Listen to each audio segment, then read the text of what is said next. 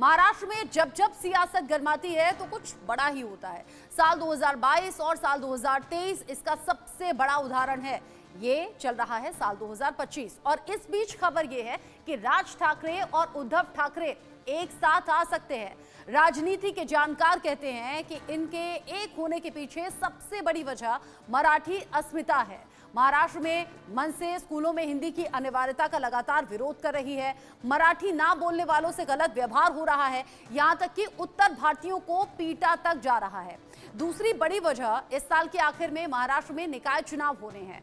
Maratha vote bank हासिल करने के लिए भी दोनों भाई एक साथ में आ सकते हैं। तो अब होने क्या वाला है? इस खास प्रोग्राम में कुछ खास मेहमान भी होंगे, उनसे बात करेंगे, लेकिन पहले ये रिपोर्ट देखिए। मराठी भाषा की लड़ाई, साथ आएंगे भाई भाई।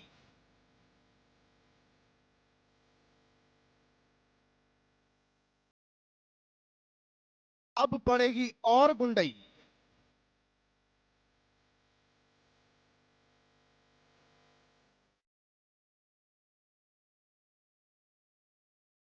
मराठी वोटों का युद्ध उत्तर भारतीयों के विरुद्ध।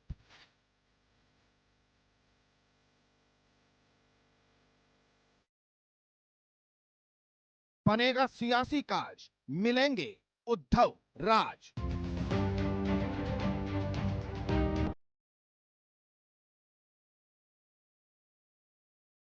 हम साथ साथ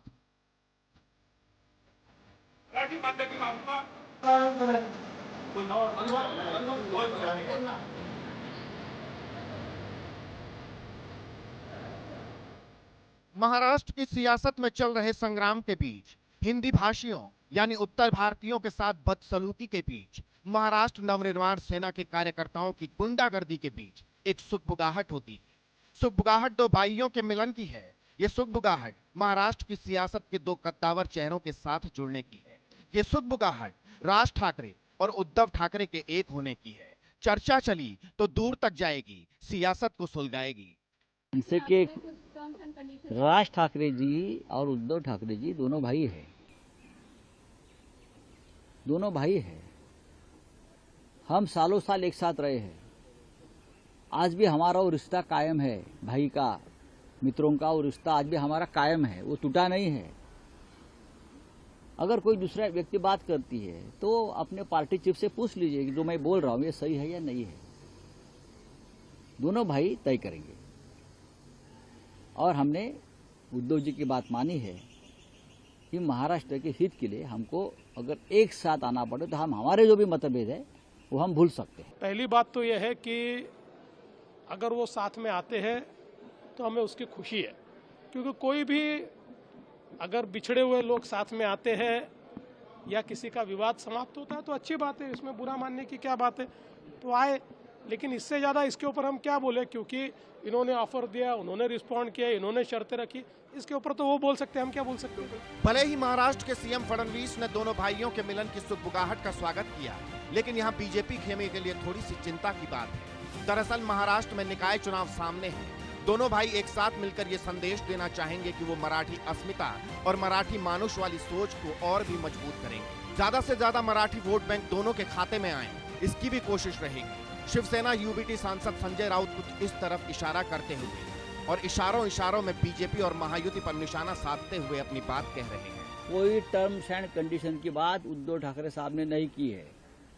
आप समझ, उतनी उद्धव जी ने क्या कहा है, कुछ राजनीतिक दल ऐसे हैं जो सत्ता पार्टी में है, वो अपने आप को महाराष्ट्र के बहुत बड़े हितकारी समझते हैं, लेकिन वो महाराष्ट्र के शत्रु है, दुश्मन है, जिस वो महाराष्ट्र तोड़ना चाहते हैं। देवेंद्र फडणवीस जी ने जिस तरह उनका स्वागत किया है उसी तरह हम भी उनका स्वागत करते हैं कि भाई अगर दोनों भाई एक साथ आते तो बहुत अच्छी बात है, लेकिन महाराष्ट्र के राजनीति में उसका कोई विशेष इफेक्ट होगा नहीं। उसमें हमको फायदा ये होगा कि उद्धव ठाकरे साहब और राज ठाकरे जी एक साथ आते हैं तो महाविकास आघाड़ी में उद्धव ठाकरे का स्थान नहीं रहेगा और कांग्रेस पार्टी और एनसीपी जो है शरद पवार साहब की, वो राज ठाकरे को लेने के लिए बिल्कुल तैयार होगी नहीं और उद्धव ठाकरे जी को महाविकास आघाड़ी छोड़नी पड़ेगी और एक नई आघाड़ी बन जाएगी तो उसका और भी ज्यादा फायदा हमारे महायुति को होगा। राजनीति की बात एक तरफ और दूसरी सबसे बड़ी बात सवाल ये है, जिस तरह से महाराष्ट्र के स्कूलों में हिंदी की अनिवार्यता का विरोध हो रहा है, उत्तर भारतीयों पर जिस तरह से लगातार हमले हो रहे हैं, क्या उद्धव और राज के एक साथ आने के बाद ये हमले और बढ़ेंगे? सवाल सुलगेंगे कि दोनों भाई एक साथ आए तो उत्तर भारतीयों के खिलाफ गुंडई और बढ़ेगी। सवाल कई हैं और इनके उत्तर भी भविष्य के गर्भ में छिपे हैं। इतना जरूर है कि दोनों भाइयों के मिलन की सुगबुगाहट इस वक्त देश की राजनीति का केंद्र बन गई है। Bureau report, India news. तो महाराष्ट्र में क्या कुछ अब नए समीकरण बनते हुए नजर आ रहे हैं, इस पर बात करेंगे। अजीत चव्हाण जी मेरे साथ में जुड़ गए हैं, बीजेपी के प्रवक्ता शिवानंद हल्यालकर जी जुड़ गए हैं, कांग्रेस के प्रवक्ता संजय द्विवेदी मेरे साथ में जुड़े हुए हैं, शिवसेना यूबीटी के प्रवक्ता, साथ ही साथ महेंद्र भानुशाली जो कि एमएनएस के प्रवक्ता मेरे साथ में हैं, सीमा मलिक जो कि एनसीपी की प्रवक्ता के तौर पर हैं। आप सभी का इंडिया न्यूज पर स्वागत। जिस तरह के समीकरण अभी बनते हुए नजर आ रहे हैं, संजय द्विवेदी जी आप ही से शुरुआत कर रही हूँ, क्या महाराष्ट्र में अब भाई भाई साथ में आने वाले हैं? देखिए, राजनीतिक लड़ाई अलग होती है, पारिवारिक लड़ाई अलग होती है। आज आप देख लीजिए, एनसीपी में अजीत दादा पवार भतीजे थे और उन्होंने किस तरह से अपने चाचा की पीठ में छुरा भोंका।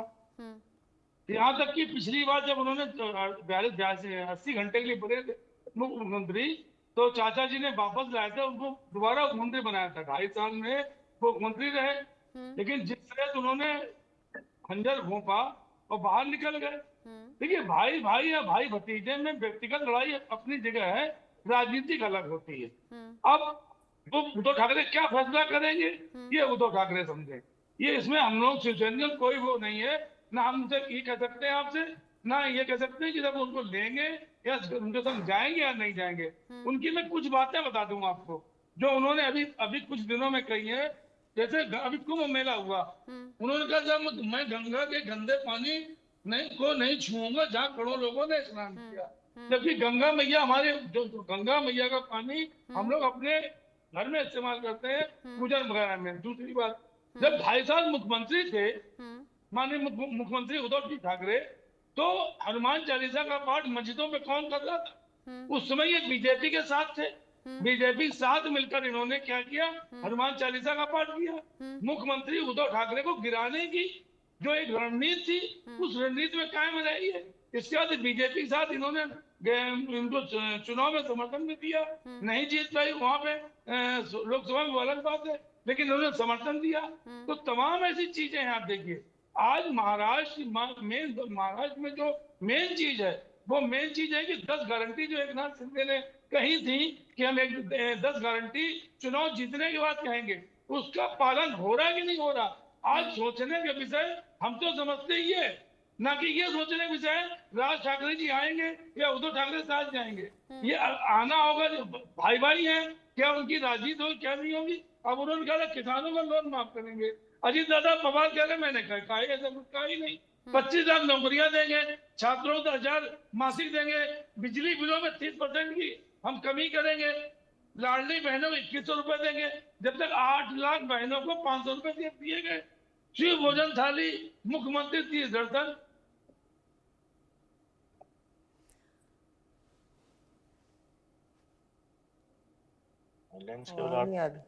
संजय जी आपने म्यूट कर लिया है खुद को। संजय जी आपकी आवाज नहीं आ रही है। ठीक है, मैं अजीत चव्हाण जी का रुख कर लेती हूँ। अजीत जी, चूंकि सत्ता में अभी आप हैं, लेकिन दो भाइयों के साथ में आने की चर्चाएं अब इस बीच हो रही हैं, बीजेपी के लिए कैसा रहेगा? आवाज आ रही है? हाँ संजय जी, आई आपकी आवाज, बात पूरी कर लें आप अपनी। मैं कह रहा था कि जिस तरह से किसान आत्महत्या कर रहे हैं, आप देखिए 22 श्रेणी सुरक्षा का व्यक्ति जो है उसका दिन दहाड़े मर्डर कर दिया जाता है। इसके बाद आप एक चीज और देखिए कि केंद्रीय मंत्री हैं, उनकी लड़की को किस तरह से परेशान किया जाता है। आप औरंगजेब की कब्र को मराठों ने नहीं हटाया, न मराठों ने तोड़ा, लेकिन कब्र के नाम पे आप राजनीति करने लगे। कौन कर रहा था? देवेंद्र फडणवीस जी कर रहे थे। उसके पीछे क्या हुआ? जो भी कांड हुए, जो भी हुए, अभी जैन जो मंदिर था हमारा 90 साल पुराना, उसको तोड़ दिया गया। क्यों तोड़ा गया भाई? वो ये तोड़ने के बाद क्या उसको बनाने की कोई बात सरकार कर रही है कि नहीं कर रही? आप सिर्फ कहते नहीं साहब हमारा जो बीएमसी का कर्मचारी था वो अपने आप चले गया, कमिश्नर ऑफिस जाके तोड़ दिया। तो आप क्या कर रहे थे? क्या उसमें आपकी मंशा नहीं थी? अगर मंशा नहीं थी तो कायदे से जैन मंदिर का पुनः निर्माण, मैं मान कर रहा हूँ, पुनः निर्माण वहां होना चाहिए। तो ये जो चीजें हैं, इसमें आज महाराष्ट्र को इस चीज जरूरत है। माननीय राज ठाकरे हो, माननीय उद्धव ठाकरे हो, इस तरह की चीजें अब आइए उस पर आप तो हिंदी भाषा का विरोध कर रहे हैं, जबकि अभी एमएनएस के हमारे जो प्रवक्ता जी होंगे वो अभी हिंदी में अपना वक्तव्य देंगे, हिंदी में डिबेट करेंगे और उसके बाद हिंदी का विरोध कर रहे हैं। माने संजय राउत जी ने बड़ी अच्छी बात कही कि हम हिंदी को इतना आंसाद कर लिए हैं, इतना अपने अंदर ग्रहण कर लिया है कि अब दूसरे को हिंदी सिखा सकते हैं। तो उस भाषा का सम्मान ये है, हिंदी भाषा का। आप हिंदी भाषा का विरोध कर रहे हैं, आप उत्तर भारतीयों का विरोध कर रहे हैं, आप आने जाने उत्तर भारतीयों का मारपीट कर रहे हैं। इसीलिए तो सवाल हो रहा है महाराष्ट्र में, और इसीलिए जो राजनीतिक पार्टियां हैं वो भी इस पर निशाना साध रहे हैं कि राज ठाकरे और उनकी पार्टी जिस तरीके से, जिस तेवर के साथ अभी मूड में नजर आई, अगर बोल लीजिए। कोरोना में माननीय उद्धव ठाकरे ने इन उत्तर भारतीयों को रेलवे का टिकट देके बाकायदा वापस भेजा था। आज आप मारपीट उनके साथ कर रहे हैं, ये क्या उचित है? क्या न्यायोचित है? मैं तो कह रहा हूँ इस तरह के जो भी लोग कर रहे हो एमएनएस कार्यकर्ता, उनके ऊपर उनके एफआईआर दर्ज कर उनकी गिरफ्तारी करनी चाहिए। एक तरफ तो साथ आने की बात हो रही है और दूसरी तरफ इस तरह के कयास हैं। महेंद्र भानुशाली जी भी जुड़ गए हैं मेरे साथ में, उनका रुख कर लेती हूँ। एमएनएस के प्रवक्ता हैं महेंद्र भानुशाली जी। राज ठाकरे जिस तेवर में अभी नजर आए या फिर जिस तरीके से हिंदी की मुखालफत हो रही है, कह रहे हैं हिंदू हैं हम लेकिन हिंदी नहीं है, ऐसे में राज ठाकरे और उद्धव ठाकरे के साथ में आने की चर्चाएं हैं, ये सही है क्या? नहीं, राज साहब और उद्धव साहब के आने की चर्चा सही है। दोनों ने एक दूसरे के साथ आने के संकेत तो दिए हैं, लेकिन अब आगे जाकर देखना है क्या होता है। सिर्फ संकेत है, कोई अब तक फाइनल नहीं है। अब आगे जाके देखना है क्या होता है। नहीं तो सिर्फ चर्चाएं ही हैं और आगे जाके देखना है क्या होगा, बस इतना ही आप बोलना चाहेंगे? अगर वाकई साथ में आते हैं तो महाराष्ट्र में सियासी समीकरण कैसे बदलेंगे, या फिर मौजूदा जो सरकार है वो क्या प्रभावित होगी? इसी साल के एंड में निकाय चुनाव भी होने हैं ना, तो कुछ सोच समझ कर ही इस तरह के बयान सामने आ रहे हैं। अभी तक तो सिर्फ चर्चा शुरू हुई है। हाँ? इसी में हमारे जो सत्ताधारी पक्ष है उनको सबको टेंशन आ गया है कि अगर ये दोनों भाई एक हो गए तो क्या होगा हमारा। क्योंकि सबको पता है कि मराठियों के हित के लिए ये दोनों पार्टियां लड़ रही है। ठाकरे हैं, दोनों ठाकरे भाई एक हो जाएंगे तो सबको मालूम है कि अपना जो हम जिस तरह से आज जनता को मूर्ख बना रहे हो, कहीं ना कहीं हमारी दुकान बंद हो जाएगी। सब टेंशन में है। अब तक तो सिर्फ चर्चा हुई है, जब एक साथ हो जाएंगे तो क्या होगा ये तो आने वाला वक्त ही बताएगा। अच्छा, नहीं साथ आएंगे तो कोई बात ही नहीं है, साथ में आएंगे तो आप कह रहे हैं कि ये मौजूदा सरकार के लिए चिंता की बात है। 100% चिंता की बात है। इसके लिए तो एकनाथ शिंदे साहब इसके ऊपर कोई बयान नहीं दे रहे। ठीक है, अजीत चौहान जी से पूछ लेती हूँ। अजीत चौहान जी, अगर ऐसा होता है वाकई दो भाई साथ में जाते हैं तो बीजेपी और मौजूदा सरकार क्या प्रभावित होगी, और क्या एकनाथ शिंदे भी फिर दल बदल सकते हैं, क्या पाला बदल सकते हैं क्या? रचना जी नमस्कार। चर्चा में सभी सम्मिलित महान भावों को नमस्कार। मैं कुछ चीजें, कुछ बैकग्राउंड्स महाराष्ट्र की आपके माध्यम से देश की जनता के सामने रखना चाहता हूँ। मेरे बड़े भाई संजय द्विवेदी जी ने जो वक्तव्य यहाँ पर रखे वो विषय को अनुरूप नहीं थे। देखिए, भारतीय जनता पार्टी पर आपको टिप्पणी करनी है, अलग अलग विषयों पर आप कर सकते हैं, पर चर्चा का जो विषय है उस विषय पर हमें बात करनी चाहिए। चर्चा का विषय ये है क्या दोनों भाई साथ आएंगे। मैं भारतीय जनता पार्टी का मुख्य प्रवक्ता हूं, सक्रिय राजनीति में हुआ। उसके पहले मैं महाराष्ट्र के एक प्रमुख चैनल का संपादक हुआ करता था, मैं एंकर था 16 साल, और मैं काफी करीबी से सारे नेताओं को जानता हूं। सबके साथ मेरे व्यक्तिगत संबंध है, मैंने सबके व्यक्तिगत इंटरव्यू किए हैं। और सबसे पहले तो भारतीय जनता पार्टी के प्रवक्ता के नाते मैं मेरी पार्टी की एक बात यहाँ पर रख दूं। मेरे नेता आदरणीय देवेंद्र फडणवीस जी जो महाराष्ट्र के मुख्यमंत्री है, उन्होंने ये कहा कि दोनों भाई साथ आएंगे, इसका स्वागत है, और सही मायने में स्वागत है, हमें इससे कोई आपत्ति नहीं है। एक बात मैं आपसे कह दूं कि सामान्य राज ठाकरे जी एक ऐसे नेता है कि पार्टी लाइन से हटके सभी लोग महाराष्ट्र में उनसे बहुत प्यार करते हैं। उनके साथ कितना अन्याय हुआ, एमएनएस की स्थापना से लेकर तो अब तक के सारे उनके प्रमुख जो गतिविधियां हुई उसका मैं एज अ पत्रकार और एक राजनीतिक कार्यकर्ता के रूप में मैं उसका अभ्यासक रहा हूं। मैं आपको रचना जी बड़े दावे के साथ बताता हूँ, राज ठाकरे जी अपनी पॉलिटिकल मूव के लिए जाने जाते हैं और ये एक इस तरीके का मूव, देखिए जो इंटरव्यू महेश पांजरेकर जो सिनेमा के निर्देशक है उन्होंने ये लिया था 1 महीने पहले, वो अभी वो रिवील हुआ है। देखिए कुछ नेता महाराष्ट्र के उप मुख्यमंत्री एकनाथ शिंदे जी उनसे मिलने गए, दूसरे नेता उनसे मिलने गए। इस सबको पार्श्वभूमि है मुंबई म्युनिसिपल कॉर्पोरेशन के चुनाव की। देखिए पुल के नीचे से बहुत पानी बह गया है, संजय द्विवेदी जी अभी भी उस झटके से सदमे से बाहर नहीं आ रहे।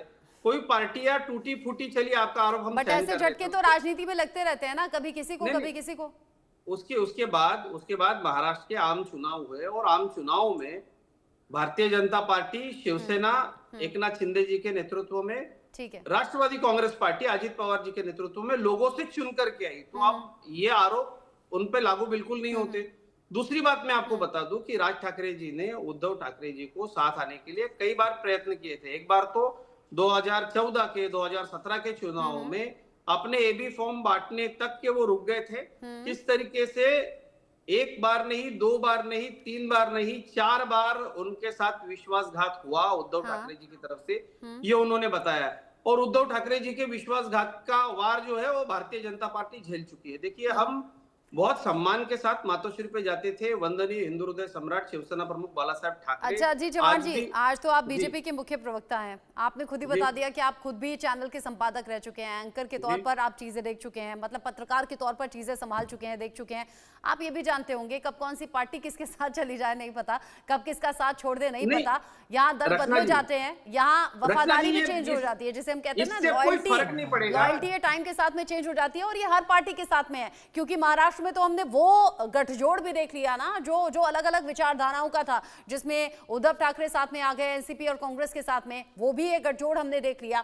मैं सीमा मलिक जी का रुख कर लेती हूँ। सीमा मलिक का साइड इफेक्ट है कि अब उद्धव ठाकरे जी इतनी बुरी तरीके से झटपटा रहे। ठीक है सीमा मलिक जी, अगर इन फ्यूचर ऐसा होता है कि दोनों भाई साथ में आ जाएं तो ये महाराष्ट्र की सियासत के लिहाज से कैसा कदम होगा और इसका इम्पैक्ट क्या होगा? महाराष्ट्र की सियासत के हिसाब से एक बहुत अच्छा कदम है और मैं तो यही कहती हूँ, और हमारी सुप्रिया मैम ने भी बात कही कि अगर ऐसा कुछ होता है तो ये बहुत स्वागत योग्य चीज है। एंड देखिए जो एक छोटे मोटे डिफरेंसेस होते हैं, वो तो ब्रदर हैं, देखिए there is always a emotional connect between the siblings, तो वो चीज तो कभी खत्म होती नहीं है, चाहे जितना भी आप दूर हो जाए जो भी है।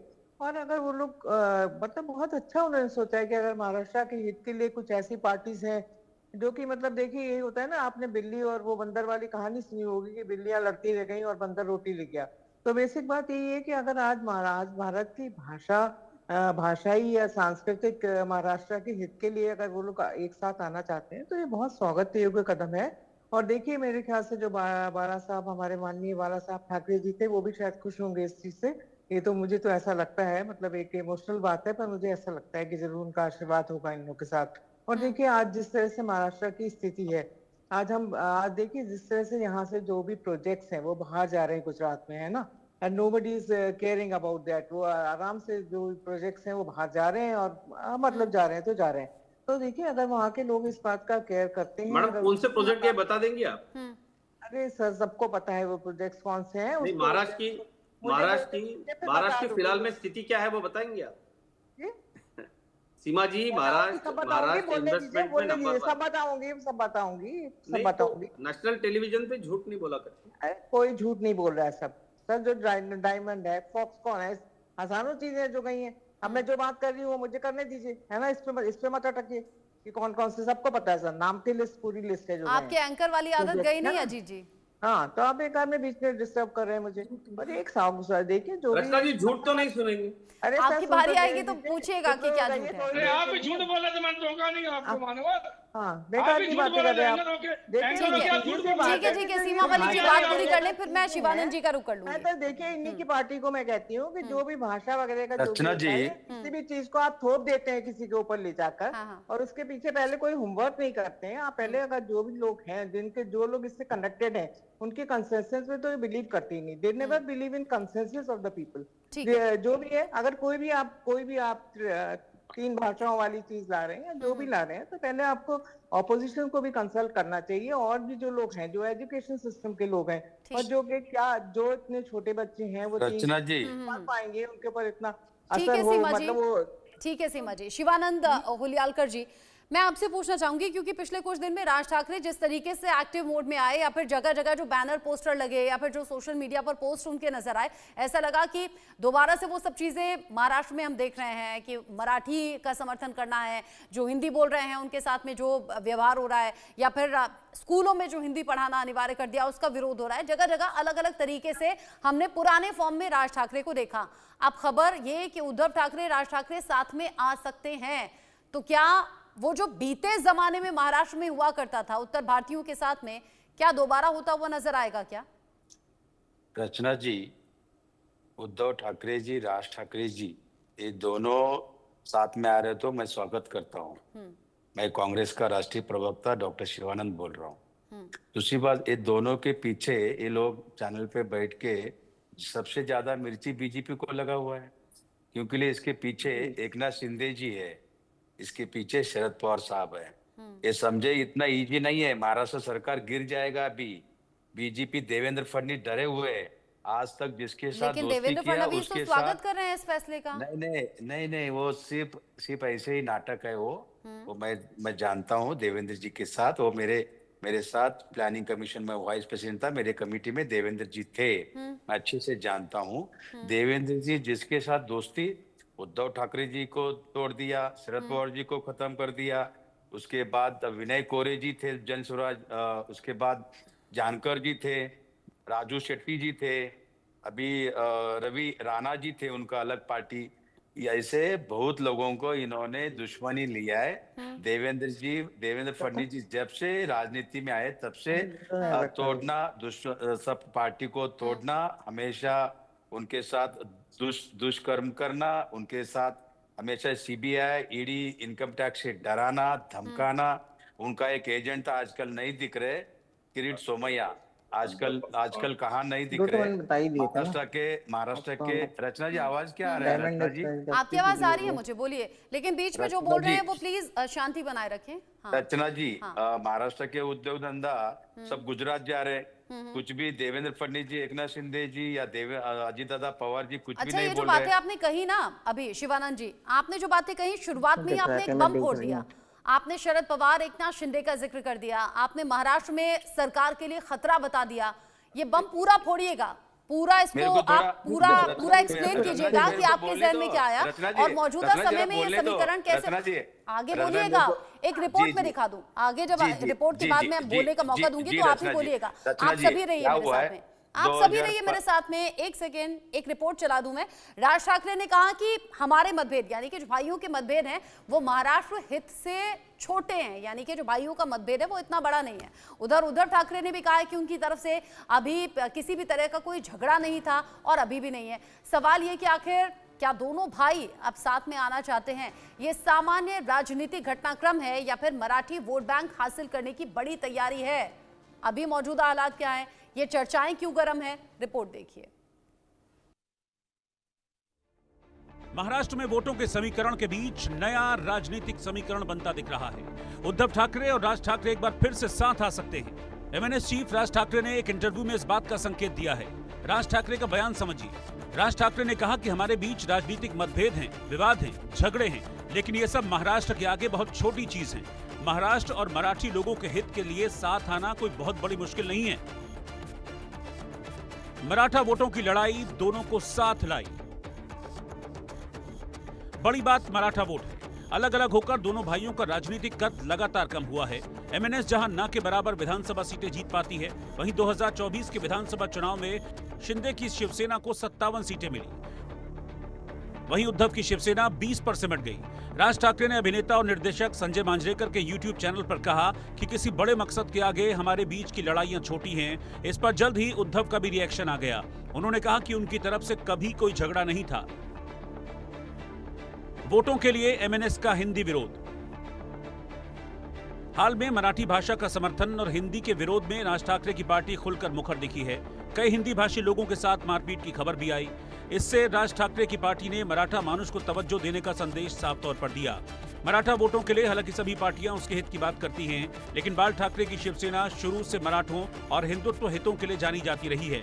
उद्धव ठाकरे को कमान देने के बाद राज ठाकरे शिवसेना से अलग हो गए, अपनी पार्टी MNS बनाई। बाद में उद्धव के साथ शिवसेना भी बीजेपी से छोटी पार्टी हो गई। अब साथ होने पर दोनों भाई मराठों के लिए एकजुट होकर दोनों को बेहतर संदेश देना चाहते हैं। फिर उसके बाद मराठा वोटों के लिए वैसी लड़ाई शुरू कर सकते हैं जिससे उन्हें मराठों का अधिक से अधिक समर्थन मिले। दोनों भाइयों को लगता है कि साथ आने से राजनीति में ढीली होती पकड़ मजबूत हो सकती है। बहरहाल दोनों भाइयों के साथ आने की खबरें पहले भी सामने आ चुकी हैं, लेकिन ये हो नहीं सका है। इस बार बात कितनी बनती है, महाराष्ट्र और मराठा के लिए किन शर्तों पर दोनों भाई साथ होते हैं, ये देखने वाली बात होगी। Bureau report, India news. क्या साथ में आएंगे भी या नहीं आएंगे? साथ आएंगे तो क्या शर्तों पर आएंगे? ये शर्त होंगी तो कौन सी होंगी? और अगर दोनों भाई साथ में आने की सोच रहे हैं तो क्या नजर मराठी वोट बैंक पर है? ऐसे कई सवाल हैं। और अभी मौजूदा सरकार को खतरा भी शिवानंद जी ने बता दिया। पहले तो एक्सप्लेन कीजिए, आपने जो बम फोड़ा है वो एक्सप्लेन कीजिए। जी रचना जी, महाराष्ट्र के सब उद्योग धंधे गुजरात जा रहे हैं और इन्होंने 2025 में जो विधानसभा इलेक्शन हुआ उसमें ब्लैक एंड व्हाइट लिस्ट आया। 3 मंथ में 5 साल में कभी भी इतना वोटिंग नहीं बढ़ाया। 70 लाख वोटिंग बढ़ा दिया ब्लैक एंड व्हाइट। हमने आज तक अभिषेक मनु सिंघवी जी, पवन खेड़ा जी, नाना पटोले जी, मैं खुद डॉक्टर शिवानंद, हम इलेक्शन आयुक्त मुक्त राजकुमार सर के पास 2 बार जाके आए, वो आज तक नहीं दे रहे। हमने थोड़ा जल्दबाजी हुआ। खन्ना साहब ने अगर ईवीएम में PL एक्सेप्ट करता था ना, वक्फ बिल जैसा ही पूरा केंद्र सरकार, राज्य सरकार, जहां जहां ये लोगों ने फ्रॉड करके चुन के आए, सब गवर्नमेंट गिर जाता था। ये लोगों ने यही किया है। उन्होंने आज देखिए, अब 2024 में मेंबर ऑफ पार्लियामेंट जो लोकसभा इलेक्शन हुआ उसमें 48 MP में से 38 MP कांग्रेस, शिवसेना, शरद पवार गुट के चुन के आए। और 3 महीने में ऐसा कौन सा जादू कर दिया बीजेपी, देवेंद्र फडणवीस जी और अमित शाह जी? सिर्फ ईवीएम, ब्लैक एंड व्हाइट यादी, शिरडी में 7000 वोट एक बिल्डिंग में हुआ है। और कामठी करके मतदार संघ में लोकसभा का इलेक्शन वोटिंग जहां हुआ है वहां हमारा मेंबर ऑफ उतना ही वोट गिरा है। फिर भी एक भी MLA चुन के नहीं आया है। ऐसे कई जगह पे है। आज देखिए सांगली डिस्ट्रिक्ट में जब्त करके वोटों की बड़ी धांधली हुई है। इसको लेकर प्रेस कॉन्फ्रेंस हुई थी, राहुल गांधी को भी सुना था हमने। शिवानंद जी, उसमें वोटों की बड़ी धांधली के आरोप वाली प्रेस कॉन्फ्रेंस मैंने सुनी थी। जो 70 लाख वोट आप कह रहे हैं अचानक कहां से आ गए, ये सबने सुना था। अभी ये तो बताइए, आपने क्यों यहाँ पर एकनाथ शिंदे और शरद पवार का जिक्र किया और क्यों कहा कि सरकार खतरे में है? खतरे में इसलिए है, केंद्र सरकार में नीतीश कुमार जी और चंद्रबाबू नायडू, जयंत चौधरी, चिराग पासवान, एकनाथ शिंदे जी, अजित पवार, ये लोग वक्फ बिल के लिए बहुत बड़े नाराज है। नंबर 1। नंबर 2, मुकेश अंबानी का जो घर है वक्फ बोर्ड के जमीन पे है, एंटिलिना पैलेस है। मुकेश अंबानी ने पूरा ये खेला है। इसमें महाराष्ट्र गवर्नमेंट गिरना तय है। केंद्र सरकार को भी धोखा बहुत बड़े मायने पे है। दूसरी बात, आज राज ठाकरे, उद्धव ठाकरे आए तो बीजेपी को इतना मिर्ची लगने की कोई जरूरत नहीं। आने दो ना। अरे अगर वो दोनों मिलके अगर कुछ करते, अच्छा काम महाराष्ट्र के बारे में सोचे। लेकिन इतना दुख हो रहा है कि देवेंद्र फडणवीस जी महाराष्ट्र का जो उद्योग धंधे गुजरात जा रहे हैं, तभी किसी ने बोला वेदांता हो, स्टील हो। आपने अपनी बात में बहुत सारे आरोप लगा दिए। आपने शिवाजी महाराज का, ठीक है शिवानंद जी, ठीक है शिवानंद जी, शांत हो जाइए। आपने बहुत से आरोप लगा दिए। आपने बता दिया कि कैसे जो धंधे हैं वो गुजरात शिफ्ट हो रहे हैं, कैसे व्यापार खत्म हो रहा है। साथ ही आपने ये भी बता दिया केंद्र सरकार खतरे में है। साथ ही आपने ये भी बता दिया कि महाराष्ट्र सरकार खतरे में है। अजीत चौहान जी को सुन लेते हैं। आपने बहुत से आरोप बीजेपी की तरफ लगा दिया। जी बोलिए। रचना जी, मैंने एक तो मैं आपको बात बता दूं कि जब ये बात कर रहे थे तो मुझे ऐसा लग रहा था कि मैं हंसू या रो, देखिए एक बात बताता हूँ, आज की चर्चा का विषय क्या है? चर्चा का विषय है कि दोनों ठाकरे भाई साथ में आएंगे और बार बार विरोधी पार्टी के प्रवक्ता जो है इसमें भारतीय जनता पार्टी और मेरे नेता आदरणीय देवेंद्र जी का नाम ले रहे हैं। दिखता है साफ कि डर है भ्रष्टाचारियों को, यह डर जरूरी भी है। एक नाथ शिंदे मिले हैं ना 2 दिन पहले उद्धव ठाकरे से। दोनों को अजीत जी 2 दिन पहले उद्धव ठाकरे मिले हैं ना उद्धव ठाकरे से। तो आयका जरा बोला जब आप बात कर रहे थे मैं शांति से सुन रहा था। ठीक है बोला मेरे में तो बोल रहे थे ना, मैं तो बोल सकती हूँ। अजीत जी 2 दिन पहले एक नाथ शिंदे की मुलाकात हुई है क्या उद्धव ठाकरे से? तो मैं क्यों नहीं बोल सकती? देखिए चर्चा का विषय क्या है और ये लोग बात क्या कर रहे हैं। ये अभी भी अपनी हार से इतने परेशान हैं कि इनको जगह जगह पर भारतीय जनता पार्टी और मेरे नेता आदरणीय देवेंद्र जी दिखते हैं। हाँ। अब शिवानंद जी ने इतना अच्छा ज्योतिषी का कोर्स कहां से कर लिया, मैं भी जरा उनसे जानकारी चाहता हूँ कि सरकार गिर जाएगी। अरे भैया मजबूत सरकार है महाराष्ट्र में, कॉन्स्टिट्यूशन को लेके घूमते हो पढ़ते नहीं आपके नेता। ये वाला जो कॉन्स्टिट्यूशन है प्लेन तो नहीं है अंदर से, वो कोरे पन्ने तो नहीं है जो सोशल मीडिया पर वायरल हुई थी तस्वीरें, एक बार देख लीजिएगा। इसमें अंदर लिखा है ना, कोरे पन्ने तो नहीं है शिवानंद जी। महाराष्ट्र उद्योग में नंबर 1 है, महाराष्ट्र इन्वेस्टमेंट में नंबर 1 है। अजीत जी कहां से सपने आ जाते हैं इन लोगों को? रख दिया, रही बात नंबर 1 पे था। रचना जी, अजीत जी बोल रहे हैं ना, शिवानंद जी बीच में मत बोलिए ना प्लीज। जब आप बोल रहे थे उन्होंने नहीं बोला, उन्होंने सिर्फ ऐसे फिंगर की थी कि हाँ उन्हें बोलना है, उन्हें अपनी बारी का इंतजार था। बीजेपी का कुंडली इधर है 142। हाँ, जो मिसाल चलाया है उपराष्ट्रपति जानकर। ठीक है, आपने दिखा भी दिया कि कॉन्स्टिट्यूशन अंदर से लिखा हुआ है, आपने कोरे पन्ने वाला नहीं उठाया है, आपने दिखा दिया सबूत, मैं मान गई। शिवानंद जी अब शांत रहिएगा। अजीत जी बोलिए। रचना जी, ये म्यूनिसिपल इलेक्शंस आ रहे हैं, इसको लेकर के ये एक पॉलिटिकल गेम है कि हम साथ आएंगे। देखिए भारतीय जनता, इनकी वोट परसेंटेज कितने हैं, हमको क्या प्रॉब्लम है? आप साथ में आइए, आप साथ रहिए और कोई भी पॉलिटिकल पार्टी। आप भी खेलते हैं अजीत जी ना, जब चाहे जिसको साथ मिला लेते हैं, जब चाहे जिससे अलग हो जाते हैं। गेम ही तो है पॉलिटिक्स। नहीं तो यही तो राजनीति है, तो इससे कोई किसी को क्या आपत्ति होनी चाहिए? हमें भी कोई आपत्ति नहीं है, सच्चाई समझ में आ गया, हमें भी कोई आपत्ति नहीं है। मैं ये कहता हूँ महाराष्ट्र में कि आज उद्धव वंदनीय हिंदू हृदय सम्राट शिवसेना प्रमुख बाला साहेब ठाकरे के विचारों को छोड़कर ये कांग्रेस की गोदी में जिस दिन जाकर उनका नाम भी मत लीजिए, बाला साहेब की अपमान की है उनका, इन लोगों ने दी। उनका बेटे का हम अपने विचार नहीं छोड़ते, इन लोगों ने विचार छोड़े, इसलिए आज इन पर ये स्थिति है। आज महाराष्ट्र में विचार छोड़ने और विचार पकड़ने की है ना, तो एक सवाल मेरे जहन में भी है।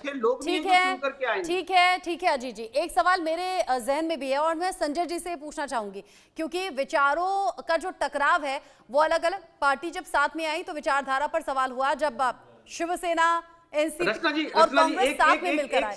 एक मेरा सवाल है, वो मेरी तरफ से आज इनसे पूछ लीजिएगा, मेरी तरफ से आप इनसे पूछ लीजिएगा कि इसके पहले 2 बार बातें हुई, बाला नांदगांवकर मातोश्री पर आए, उद्धव ठाकरे जी ने, राउत जी ने इनके फोन क्यों नहीं उठाए आखिरी दम तक, और इनकी इसके पहले जो आपने ये भी नहीं बताया अजीत जी, आपने ये भी नहीं बताया कि 2 दिन पहले एक नाथ शिंदे और उद्धव ठाकरे की मुलाकात हुई है, आपने इसका भी जवाब नहीं दिया ना।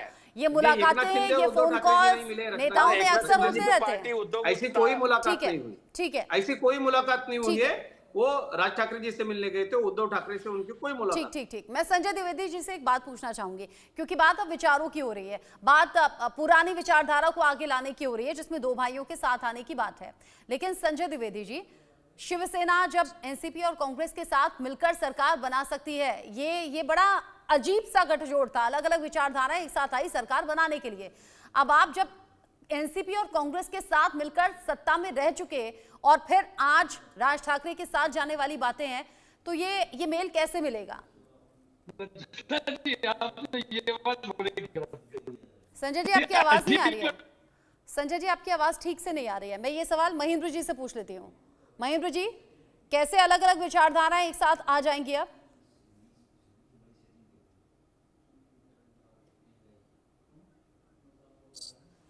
अच्छा, शायद ऑडियो में कुछ दिक्कत है, उसे ठीक करेंगे, ये टेक्निकल स्नैग है।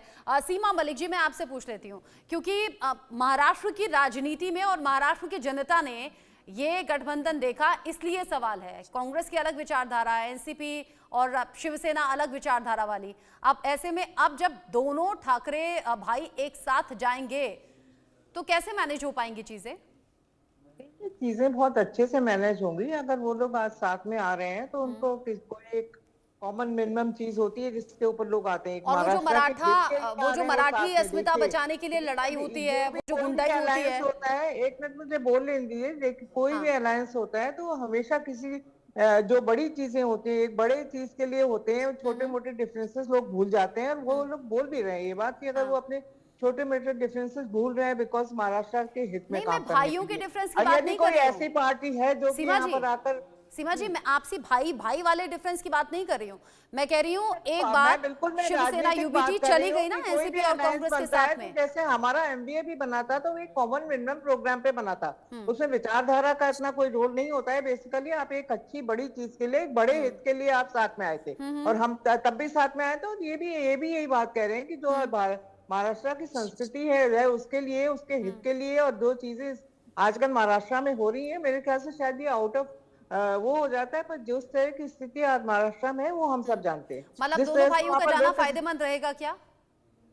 तो सब बिल्कुल फायदेमंद रहेगा। एक बड़ी बात के लिए, बड़े महाराष्ट्र के हित के लिए, एक सांस्कृतिक वहाँ के हित के लिए, एक भाषाई जो भी मतलब मुद्दे हैं वहाँ के लिए। आपने देखा ये पूछना मुझसे कि कितने प्रोजेक्ट गए हैं, तो इनको पता नहीं है कितने प्रोजेक्ट बाहर गए हैं। तो गए ना प्रोजेक्ट बाहर, ये तो हर आदमी बच्चा जानता है। अब इसे बेकार के लिए अब बीच में कुछ भी बोल पड़ी है, आप किसी को बोलने मत दीजिए। मेन बात तो यही है कि वो प्रोजेक्ट तो बाहर गई हैं, और भी बहुत सारी चीजें हैं जो आप इस समय देखिए। जो लॉ एंड ऑर्डर सिचुएशन है वो महाराष्ट्र की क्या है, and there are so many things. चाहे आप महिलाओं के लिए देख लीजिए, जिससे 7 या 8 किसान जो है वो आत्महत्या कर रहे हैं महाराष्ट्र में। तो ये बहुत जरूरत है इस समय कि यहाँ पर एक स्टेबल सरकार होनी चाहिए। हर जगह मतलब कुछ ना कुछ देखिए, आप रोज ना रोज यहाँ पर कुछ लगा रहता है। कुछ समस्याएं महाराष्ट्र में ऐसा लगता है कि दूर होती हुई नजर ही नहीं आती है। सीमा जी, आपने किसानों का जिक्र किया। महाराष्ट्र के अलग अलग हिस्सों में जहाँ पर सूखे की दिक्कत है, महाराष्ट्र के अलग अलग हिस्सों में जहाँ बारिश में लोगों की परेशानी बढ़ जाती है। और मैं देख रही हूँ साल दर साल ये सरकारें बदलती हैं, पार्टियां बदलती हैं, हालात तो बदलते ही नहीं। आपकी सरकार थी तब भी नहीं, आज ये सरकार है तो भी नहीं, हालात नहीं बदलते। आप सभी रहिएगा। राज ठाकरे ने उद्धव ठाकरे के साथ गठबंधन के संकेत ही दिए हैं, जिस पर बीजेपी सांसद प्रेम शुक्ला ने निशाना साधते हुए कहा है कि 2-0 मिलकर भी स्कोर 0 ही होता है। यानी एक तरफ तो देवेंद्र फडणवीस स्वागत कर रहे हैं दोनों भाइयों के साथ में आने का, लेकिन प्रेम शुक्ला जो कि सांसद है बीजेपी के, कह रहे हैं 2-0 है, साथ में मिल जाएंगे तो भी 0 ही रहेगा। देखिए, सुनिए। बीजेपी के राष्ट्रीय प्रवक्ता प्रेम शुक्ला जी हमारे साथ में मौजूद है। प्रेम जी, सर महाराष्ट्र को लेकर के राज ठाकरे के बारे में कहा जा रहा है कि राज ठाकरे उद्धव ठाकरे फिर से एक बार करीब आ रहे हैं। क्या दोनों ठाकरे परिवारों में सुलह हो सकती है? नहीं, ये खबरें तो हम लोग 2009 से सुन रहे हैं। 16 साल बीत गए, अब जो है 16 बरस के बाद भी एक नहीं हुए। स्वयं हिंदू हृदय सम्राट बाला साहब ठाकरे ये प्रयास करते रहे दोनों एक हो जाएं, नहीं हुए। अबे रोका किसने आपको एक होने से? किसने रोका है? अगर ठाकरे परिवार अगर एकजुट हो जाता है तो क्या बीजेपी और शिवसेना को दिक्कत आएगी, एकनाथ शिंदे वाली शिवसेना को? देखिए, पहले एक तो हों, हम लोग तो यही चाह रहे हैं एक हो जाएं। एक हो जाएंगे तो 2-0 1 हो जाएंगे तो क्या हो जाएगा? क्या हो जाने वाला है? तो ये तो प्रेम शुक्ला जिनका कहना है कि 2-0 मिलकर के भी स्कोर 1-0 ही होता है। तो राज ठाकरे और उद्धव ठाकरे चाहे मिल जाएं, लेकिन स्कोर वही रहने वाला है। कैमरामैन अवधेश के साथ संजय शर्मा, इंडिया न्यूज दिल्ली। 0 ही रहेंगे। अजीत जी, आप तो कह रहे थे कि बीजेपी स्वागत करेगी ऐसे फैसलों का, लेकिन ये तो पहले से ही डर है। हमारी आवाज आ रही है। एक चीज आपस में लड़िए मत आप एक एक करके सब बोलिएगा, एक एक करके आप सब बोलिएगा। बस छोटा सा रिएक्शन मैं इस पर चाहती थी अजीत जी का, वो बोल लें, फिर आप एक एक करके सब बोलिएगा। अजीत जी देखिए, प्रेम शुक्ला हमारे साथी राष्ट्रीय प्रवक्ता है, ये उनका व्यक्तिगत मत हो सकता है। हमारी पार्टी व्यक्तिगत हो गया भाई। हमारी पार्टी का जो मत है, पार्टी का जो वो देवेंद्र जी ने बताया है कि हम स्वागत ही करें। अरे देवेंद्र जी घबरा के बता रहे थे। ठीक है, ठीक है, हाँ? अब एक एक करके रिएक्ट आप कर सकते हैं। अब एक एक करके आप रिएक्ट कर सकते हैं। संजय द्विवेदी जी, उद्धव ठाकरे को संजय द्विवेदी जी, बीजेपी क्यों कह रही है कि उद्धव ठाकरे जीरो है? संजय द्विवेदी जी, पहले आप साथ तो आ जाइए। हमारी आवाज आ रही है कि नहीं? आपकी आवाज आ रही है, बोलिए। तो हमें भी तो बोलने का मौका दीजिए। एक एक करके बोलेंगे तो समझ में आएगा ना, एक एक करके। अभी मैंने संजय जी से पूछा है, संजय जी बीजेपी को क्यों लग रहा है कि 2 जीरो हैं, साथ में आ जाएंगे तो भी जीरो रहेंगे? देखिए, भाजपा तो तोड़फोड़ की राजनीति जानती है अर्चना जी, वो जानती है कुछ भी कर लीजिए आप, पर हम तोड़ देंगे। चुनाव हमारे पिताजी का है, चुनाव तो मोदी जी घर का है ना, मोदी जी के, क्योंकि वहाँ संविधान नहीं चलता, कुछ नहीं चलता, वहाँ विधायक ले जाइए और बस पार्टी बन गई। नहीं तो बात इसकी नहीं, बात जनता की होती है। आज हम जरूर, हमारे 20 सीटें हैं, लेकिन 11% वोट हमको मिला। 200-500 शिवसेना की स्थापना हुई थी, मराठी एंकर की बीच में मत बोलिए ना अजीत जी, अजीत जी बीच में मत बोलिए ना, दोनों एक साथ बोलेंगे समझ नहीं आएगा। कांग्रेस ने गठबंधन के लिए, तो कांग्रेस क्या राष्ट्र विरोधी पार्टी है, आतंकवादियों की पार्टी है। अरे जिनको तो कांग्रेस का सब कुछ अच्छा लगेगा, बाला साहब के विचारों के साथ गद्दारी करने वाले लोगों को तो कांग्रेस का सब कुछ अच्छा लगेगा। अजीत जी, जैसे आज आपको एनसीपी अच्छी लग रही है, शिवसेना अच्छी लग रही है, ऐसे उनको भी कांग्रेस अच्छी लग रही है। आप लोग भी तो सहूलियत की राजनीति करते हैं ना, आप लोग भी तो सहूलियत से गठबंधन बना देते हैं। आप कल तक किसी को जेल भेजते हैं, आज उसे सरकार में बिठा लेते हैं। मत बोलिए ना, राजनीति में हर कोई ऐसा करता है, वो भी कर रहे हैं, आप भी कर रहे हैं, सब एक जैसे, सब एक जैसे। मिर्ची ना लगे, ठाकरे की मिर्ची ना लगे। अरे भारत भी दिखाएंगे ना, अरे भारत ऐसा लग रहा है कि कैमरे से ही मिर्ची भेज देंगे आप अजीत जी तक। संजय जी, ऐसा लग रहा है कि मिर्ची यहीं से भेज देंगे आप अजीत जी तक। मिर्ची लगी, ये महेंद्र भानुशाली जी बहुत देर से कुछ कहना चाह रहे हैं, बोलिए। 10 सेकंड। अरे मिर्ची बहुत आपने छोड़ दिया अजीत जी तक, बहुत मिर्चियां छोड़ दी आपने, और कितना छोड़ेंगे? भानुशाली सबको बोलने दीजिए। इस डिबेट का मेन मुद्दा है कि महाराष्ट्र नवनिर्माण सेना उत्तर भारतीयों के अगेंस्ट है। महाराष्ट्र नवनिर्माण सेना उत्तर भारतीयों को मारती है, पर प्रांतियों को मारती है, और महाराष्ट्र नवनिर्माण सेना हिंदी की के अगेंस्ट है, बराबर ना? ये इसका सब्जेक्ट है। लेकिन मैं आपको तीनों का एक खुलासा करता हूँ, महाराष्ट्र नवनिर्माण सेना कभी उत्तर भारतीयों को नहीं मारती है।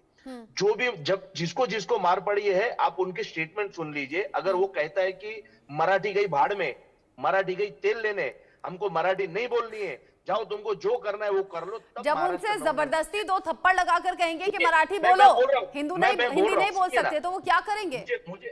मुझे बोलने तो दीजिए। देखिए, आज महाराष्ट्र हिंदी, रचना जी, महाराष्ट्र में मराठी चलेगी। सर सुनिए ना, जरा 2 मिनट सुनिए। आज जितने हिंदी भाषी राज्य हैं, जितने हिंदी भाषी राज्य हैं, उनसे ज्यादा, उसके बाद में अगर सबसे ज्यादा हिंदी कहाँ बोली जाती होगी तो वो हमारे महाराष्ट्र में बोली जाती है। किसको जबरदस्ती कोई बोलता नहीं है, पकड़ के हिंदी नहीं आती है, मराठी नहीं आती है, ले चमाट, अरे तुझे मराठी बोलना पड़ेगा, ले चमाट, ऐसा कहीं नहीं होता है। लेकिन राज ठाकरे क्यों कहते हैं कि हम हिंदू हैं, हिंदी नहीं? अरे तो आप हम हिंदी नहीं है मैडम, मराठी है। अरे मैं महेंद्र भानुशाली जी से पूछ रही हूँ, आपसे नहीं पूछ रही हूँ अजीत जी, मैं आपको प्लीज। जवाब दे रहा हूँ ना, हर चीज का जवाब दे रहा हूँ। राज ठाकरे जी ये कहते हैं कि हम देखो, हम भाषा के इसमें हम बटे हुए हैं। हमारे देश जहाँ पर पंजाबी चलती है, केरल में उसकी भाषा चलती है, महाराष्ट्र में मराठी चलती है। हम हिंदू है, लेकिन हम हिंदी नहीं है, हम मराठी है। और जहाँ पर भी मराठी भाषा का अपमान होता है, वहां पर महाराष्ट्र नवनिर्माण सेना खड़ी रहती है। अच्छा मुझे एक बात बताइए, सिंपली एक बात बताइए, आप मराठी में बोलिए, मैं हिंदी में बोलूं, क्या मैं मराठी का अपमान कर रही हूँ या फिर आप हिंदी का अपमान कर रहे हैं? जिसको जो भाषा आती है वो बोले, आजादी के साथ बोले। उत्तर भारतीयों को पकड़ कर पीटना, जब मैं छोटी सी थी ना, तब से मैं तस्वीरें देख रही हूँ। आज जो महाराष्ट्र के अंदर हिंदी की शक्ति लाई जा रही है, वो क्यों ला रहे हो? मेरा कहना है कि हिंदी तो हर सब्जेक्ट है स्कूल के अंदर, हिंदी लोग बोल रहे हैं, फिर शक्ति क्यों? अगर आपको हिंदी प्रति यहाँ दिल्ली में बैठकर लोग भोजपुरी बोलते हैं, हमें तो दिक्कत नहीं होती। वो उड़िया बोलते हैं, हमें तो दिक्कत नहीं होती। वो मराठी बोलते हैं, हमें तो दिक्कत नहीं होती। दिल्ली में कोई नहीं रोकता कि ये भाषा मत बोलो, वो भाषा मत बोलो। महाराष्ट्र में ही क्यों? वहां पर तो कोई हिंदी बोलने की उनकी हिम्मत नहीं होती, वहां पर सब्जेक्ट करिए ना।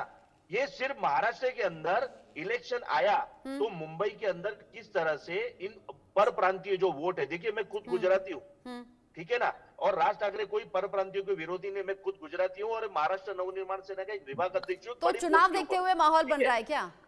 मैं क्या बोल रहा हूँ, अब क्या जरूरत है हिंदी को सख्ती करने की? ये कौन सा वक्त है हिंदी को सख्ती करने का? महाराष्ट्र के अंदर तो हिंदी चल रही है ऑलरेडी। रचना जी, आप सख्ती किस पे इसके ऊपर कर रहे हैं? ये सिर्फ और सिर्फ हिंदी भाषी। शिवानंद जी कुछ कहना चाह रहे हैं। शिवानंद जी, नहीं, पहला मेरी बात सुन लीजिए। हो गई ना आपकी बात पूरी। आपने कहा चुनावों को देखते हुए सियासत है, स्कूलों में अगर हिंदी कंपलसरी की जा रही है, आप यही कह रहे हैं ना? तो हिंदी भाषा इतनी प्यार आ रहा है तो आंध्र प्रदेश में क्यों नहीं कर रहे, तमिलनाडु में क्यों नहीं कर रहे? वहां पर जाके करिए जहां पर हिंदी भाषा माइनस में चल रही है। महाराष्ट्र के अंदर तो बहुत जोरों से चल रही है, हम भी तो हिंदी में बात कर रहे हैं इस वक्त। अगर वो लोग भाषा पर सियासत कर रहे हैं ना, तो मैं कह रही हूँ कि फिर आप जैसे नेता मौका दे देते हैं कि लो करो सियासत, शांत रहिए ना। जिसको जो भाषा आती है वो बोलने में दिक्कत क्या है? भारत इसीलिए जाना जाता है ना, अलग अलग धर्म है, अलग अलग संस्कृति है, अलग अलग भाषा है, अलग अलग कल्चर है, और सब मिलकर एक साथ रहते हैं। यही तो खूबसूरती है ना हिंदुस्तान की। हिंदुस्तान की खूबसूरती यही है ना। फिर इस खूबसूरती पर क्यों निशाना साधते हैं? किसी को मराठी आदमी के पास में इतनी फुर्सत नहीं है कि चलते फिरते किसको मारे। मराठी आदमी के तस्वीरें झूठ बोलती हैं क्या? तस्वीरें झूठ बोलती हैं क्या? उत्तर भारतीयों को पकड़ कर पीट दिया जाता है, उनके साथ गलत व्यवहार किया जाता है। सुनिए मेरी बात, वो सब मराठी द्वेषी है, उसको ही मार पड़ती है जो मराठी भाषा का अपमान करता है। ठीक है ना, जात धर्म होता है, आप किसी के साथ कैसा भी व्यवहार कीजिए, वो शांति से हाथ जोड़कर अपनी बात सुनता रहे आपकी, और वो किसी भी तरीके से रिटेलिएट ना करे, तब सब कुछ ठीक है। उसके स्टार्टिंग में वो जो कर रहे हैं डीमार्ट का आपने मुद्दा देखा होगा, तो उसको सिर्फ कहा कि सर मराठी में बोलिए, मुझे नहीं आती है, तो मैनेजर कहता है जा मराठी नहीं बोलनी है तो मुझे इतना पता है कि ताली एक हाथ से नहीं बजती, ताली एक हाथ से नहीं बजती। कोई ऐसे ही चलते फिरते नहीं बोलेगा मराठी को उल्टा सीधा। आप लोग भी गुंडागर्दी करते हैं, और ऐसी तो तमाम तस्वीरें हैं, और फिर से ये तस्वीरें सामने आ रही है महाराष्ट्र से। मुझे बताइए शिवानंद जी, चुनाव को देखते हुए पार्टी अगर एक राजनीति कर रही है तो दूसरी भी तो कम नहीं है। रचना जी, जब आंध्र प्रदेश अलग हुआ उस टाइम 1953 में अली मेंबर ऑफ पार्लियामेंट समिति बना था, और 1955 में उसका रिपोर्ट आया। 22 भाषा का उसमें ये था, उसमें हिंदी नहीं था, उसमें मराठी था। तो अगर देखिए केंद्रीय विश्वविद्यालय मुंबई में है, महाराष्ट्र में, हमने कभी हिंदी मना नहीं किया। अपने अपनी मर्जी से, इच्छा से हिंदी बोल सकते, कर सकते। मातृभाषा कोई नहीं बदल सकता। ये जानबूझ के नरेंद्र मोदी, अमित शाह जी राजनीति खेलना चाहते हैं। साउथ में ही लगाने के क्यों, नॉर्थ में क्यों नहीं है? अगर सुनिए, हाँ एक बात का मैं जरूर बोलूंगा, कोई भी यूपी हो, बिहार हो या जम्मू कश्मीर, कोई भी लोग इधर आए महाराष्ट्र में, हम स्वागत करते हैं, हम भाईचारा है। कांग्रेस पार्टी, इंडिया अलायंस पूरी तरह से उनके साथ खड़ा है, कभी भी उनके साथ कोई गलत नहीं होगा। नंबर 1, राज ठाकरे साहब, उद्धव ठाकरे जी, एकनाथ शिंदे जी साथ आ रहे तो इंडिया गठबंधन हम स्वागत करते हैं, जरूर स्वागत करते हैं। भूल गए ये लोगों ने, राज ठाकरे उनका बेटे का कार्ड लेके हमारा 10 जनपद में। अच्छा, ऐसी भी कोई बात हो गई है क्या शिवानंद जी? अगर राज ठाकरे इधर आते हैं तो वो इंडिया गठबंधन का भी हिस्सा होंगे क्या? मतलब ऐसी भी कोई सांठगांठ हो गई है क्या? अरे क्यों नहीं होगा, होने दो ना, अच्छी बात है। पूछ रही हूँ मैं तो, है क्या ऐसा? 100% होगा। अच्छा, इसका मतलब आग लगी है तभी धुआं उठ रहा है। अगर इस तरह की खबरें हैं और आप दावे के साथ कह रहे हैं, इसका मतलब कुछ हुआ है। दोनों भाई एक होने की बात चालू है, मेरी बात ध्यान रखिए, दोनों भाई एक होने की बात चालू है। ये तो यही लड़ने लगे, राज ठाकरे साहब ने, जब महेश मांजरेकर जी ने उनको एक प्रश्न पूछा कि मराठी आदमी के लिए आप दोनों भाई एक आ सकते हो क्या, उद्धव ठाकरे जी ने राज ठाकरे जी ने एक ही जवाब दिया है कि हमारे जो झगड़े हैं वो महाराष्ट्र। यानी सपने मत सजाइएगा शिवानंद जी, सपने मत सजाइएगा। यहाँ महेंद्र भानुशाली जी साफ कर रहे हैं कि सिर्फ 2 भाई साथ आएंगे, इंडिया गठबंधन का हिस्सा होंगे, ऐसा नहीं है। बाकी है, ये तो टेलर है, पिक्चर अभी बाकी है। क्या पिक्चर है? सरकार में नीतीश बाबू, चंद्रबाबू नायडू, जयंत चौधरी, ये तो हम तब से सुन रहे हैं जब से सरकार बनी है। ये तो हम तब से सुन रहे हैं जब से सरकार बनी है। उपराष्ट्रपति जाखड़ साहब ने खड़े होकर धमकी देते हैं सुप्रीम कोर्ट को, कोई उपराष्ट्रपति, राष्ट्रपति, कोई कानून के संविधान के नीतीश कुमार और चंद्रबाबू नायडू की ये जो खबरें हैं, ये हम तब से सुन रहे हैं जब से सरकार का गठन हुआ है, ठीक है। लेकिन ये चर्चाओं में ही है, ये सिर्फ बातों में ही है, ऐसा असल में कुछ है नहीं। सीमा मलिक जी, अभी रचना जी देखिए, रचना जी एक 1 मिनट बात करनी थी। रचना जी, मैं तब से देखिए, उद्धव ठाकरे जी, राज ठाकरे जी एक साथ आ रहे हैं तो हम स्वागत मेरा कर मुद्दा रहे हैं। रखने दिया। कल अजीत दादाजी, शरद पवार जी एक होगा तो मिर्ची लगने का बीजेपी को कोई जरूरत नहीं है। और अजीत पवार जी और शरद पवार जी एक साथ ठीक है। अब आप भी मिर्ची मत लगाइए, बहुत ज्यादा मिर्ची हो जाएगी। अब आप भी मिर्ची मत लगाइए बहुत ज्यादा। संजय द्विवेदी जी ने पहले ही बहुत मिर्ची कर दी है। ठीक है, शेतकरी कर्ज माफ नहीं हुआ, ठीक है, ठीक है। लेकिन ये जो तस्वीरें हम बीच बीच में दिखा रहे हैं ना, जिसमें थप्पड़ लग रहे हैं उत्तर भारतीयों को, ये तस्वीरें बड़ी अच्छी नहीं है महाराष्ट्र के लिहाज से। सीमा मलिक जी, ठीक है, शिवानंद जी, ठीक है, ठीक है। अभी ये दूर की बात है, इंडिया गठबंधन अभी दूर की बात है। अभी दो भाई साथ में आ जाएं, सिर्फ सुगबुगाहट है। आते भी हैं या नहीं आते, यहाँ आते आते कभी उधर ही बोले। ऐसा भी होता है राजनीति में, ऐसा भी होता है। शुभकामना भी नहीं दिया। ठीक है, इतना माइनॉरिटी के लिए, ठीक है, मैं समझ गई। बहुत भरे हुए हैं आप, बहुत भरे हुए हैं, रह रहकर आप बोल रहे हैं। ठीक है, ठीक है। सीमा मलिक जी बोलेंगी, सीमा मलिक जी बोलेंगी। देखिए, एक लौती महिला पैनलिस्ट है, उन्हें बोलने दीजिए। सीमा मलिक जी, ये जो तस्वीरें हम देख रहे हैं जिसमें उत्तर भारतीयों को अभी इनफैक्ट चल भी रही हैं टीवी स्क्रीन पर, जहां पर पहुंच जाते हैं मनसे के कार्यकर्ता और थप्पड़ की बरसात कर देते हैं। खासतौर से वो युवा जो बेचारे भविष्य बनाने के लिए, नौकरी व्यापार के लिए पहुंचते हैं महाराष्ट्र में। ये तस्वीरें झूठी है क्या सीमा मलिक जी? ये तस्वीरें झूठी है क्या? देखिए, मैं ये कहना चाहती हूँ, दिखा रहे हैं एक मिनट, इस वक्त आप जो वीडियो दिखा रहे हैं वो बैंक का वीडियो है और बैंक के अंदर हमारा रिजर्व सड़कों के भी वीडियो हैं। कि आप सुनिए, कि आप महाराष्ट्र हर बैंक के अंदर मराठी बोर्ड होने चाहिए, मराठी भाषा का वापर होना चाहिए, लेकिन किसी बैंक में मराठी भाषा का वापर नहीं है। इसके लिए उसके पास गए थे तो आप थप्पड़ मारेंगे, उल्टा जवाब, तो आप गुंडागर्दी पर उतर आएंगे। मराठी भाषा का नहीं, आप थप्पड़ मारेंगे, फिर वैसा जवाब आप थप्पड़ मारेंगे, फिर तो स्कूलों में भी हिंदी कंपलसरी कर रहे हैं, वहां जाकर भी थप्पड़ मारेंगे। मैं आपको यही कह रहा हूँ, जैसा सवाल होगा वैसा जवाब मिलेगा ना। अगर कोई राह चलता आदमी बोल देगा मराठी भाषा का, और मन से तो जानी इसलिए जाती है। ठीक है, आपकी गलती भी। सीमा मलिक जी बोलने दे, सीमा मलिक जी को बोलने दीजिए। नहीं, शिवानंद जी नहीं, शिवानंद जी नहीं, टाइम यूं ही खत्म हो जाएगा। शिवानंद जी प्लीज सीमा मलिक जी को बोलने दीजिए। सीमा मलिक जी, भानुशाली जी शांत हो जाइए। सीमा मलिक जी बोल रही है, शांत समझाइए। देखिए, अगर कोई ऐसी चीज है, कोई मराठी भाषा का अगर अपमान करता है तो वो हमें भी बिल्कुल अच्छा नहीं लगेगा। अगर ऐसी पर थप्पड़ मारना, मारपीट करना, मैं उनसे कहूंगी कि आप प्यार से समझाइए उनको, बजाय उनको मारने पीटने का। प्यार से समझाते हैं, करना चाहिए, समझाते हैं, लेकिन अगर कोई नहीं समझता है तो क्या करे? समझेंगे सर, क्यों नहीं समझेंगे? प्यार की भाषा और आदमी समझता है। अच्छा, थप्पड़ से भी नहीं माने तो क्या करेंगे? भानुशाली जी, थप्पड़ से भी नहीं माने तो क्या करेंगे? फिर हथियार उठा लेंगे, हथियार उठा लेंगे, हथियार उठा लेंगे क्या? हमारे को भी शौक नहीं है, लेकिन मराठी भाषा के लिए अगर कभी हमको कुछ गलत काम नहीं, हम उसको गलत नहीं समझ रहे। जो नहीं सुनता है आपको गलत नहीं लग रहा होगा, तस्वीरें गलत है। अजीत जी एंड में, अजीत जी एंड कमेंट, सब शांत हो जाइए। अजीत जी एंड कमेंट, मुझे वाइंड अप करना है, मुझे वाइंड अप करना है, टाइम नहीं है मेरे पास। अजीत जी एंड कमेंट। रचना जी, बात यह है कि मुद्दा क्या है कि दोनों राज ठाकरे भाई साथ आएंगे। साथ आने के लिए उद्धव ठाकरे जी ने कुछ शर्तें रखी है। वो शर्तें ऐसी है कि फिर आपको इससे उससे किसी से मिलना नहीं पड़ेगा। उद्धव ठाकरे जी बार बार मोदी जी से स्पेशल प्लेन से मिलने चले जाएंगे अपने परिवार को लेकर के। अब क्यों जाते हैं वो मैं मोदी जी खुद मुझे पता है, भूल गए क्या? देवेंद्र जी को मिलने आए थे, भूल गए? राज ठाकरे साहब का मुद्दा है, सुनिए, हम आपको बड़ी शांति से सुन रहे हैं। दूसरी बात इसमें ये है रचना जी, छींटाकशी जो टीवी डिबेट में होती है वो टीवी डिबेट के बाद भी होती है। सड़कों पर भी नेता इस तरह के बयान देते हैं। ये जब पॉलिटिकल मीटिंग होती है उसमें भी इस तरह के बयान होते हैं।